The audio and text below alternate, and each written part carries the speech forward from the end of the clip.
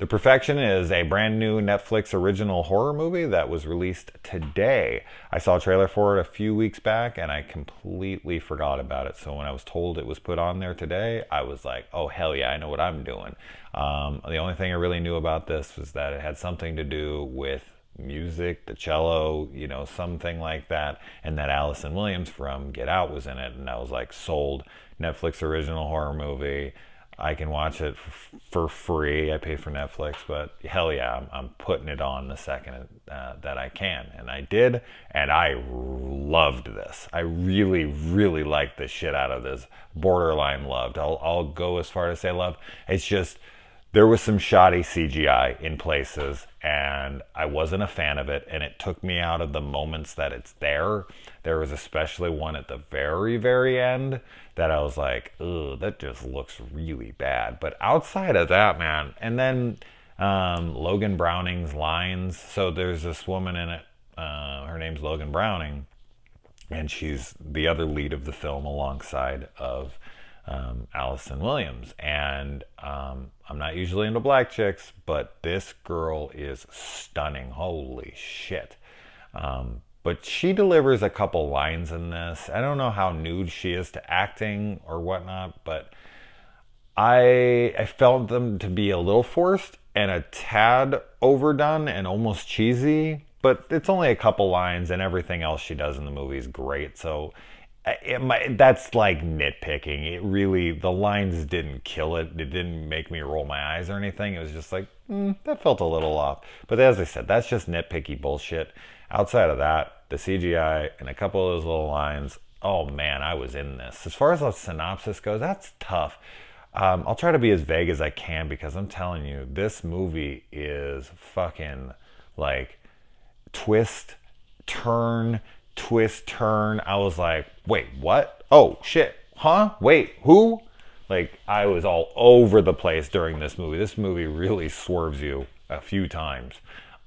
So Allison Williams' character was a child musical prodigy, and she went to this school where Steven Weber was her teacher, and she had to drop out of the music world to go take care of her mother, who was dying. And her mother finally dies many years later, and she's an adult now, and so she returns to her teacher, and he introduces her to his new prodigy, who played by Logan Browning, and the two interact and hit it off, and then they spiral down a dark ass path. I can't say anything else. I was just blown away by some of the stuff in this movie, because I was just like, wait, what? It is twisty and turny and shocking and surprising, and I really dug the shit out of it. I really did. I thought, oh, another thing I'll say, this movie's so sexy at times. Holy shit, man. I was like fully, this might be too much information, but I was like fully turned on during certain scenes in this movie. Towards the beginning more so. As it continues to go on, there's really not much sexy about it. But that first act, there are some sexy ass scenes going on, and I was like, fuck, man. It almost felt like erotica, but it doesn't play out like that. There's no nudity. Yeah, you don't actually see any nudity, so I don't want to make it sound like it's some porno or some, super erotic movie, but it's the eroticism of it and the passion and the way it's shot. The director did not go paint by numbers, style here. There's a lot of flair, a lot of style in this. I'm gonna look up this director. I'm gonna see what else he's done. I'm gonna look for his next few films. I'm looking forward to what he puts out next, because this guy's solid. I like what he did with this film a lot. And I thought the performances were all good. I thought the story was fucking twisted, and it just kind of just taking me this way and then pulling me back the other way. And I thought I was with characters, and then I was like, wait, no, I don't know. Wait, what the fuck? So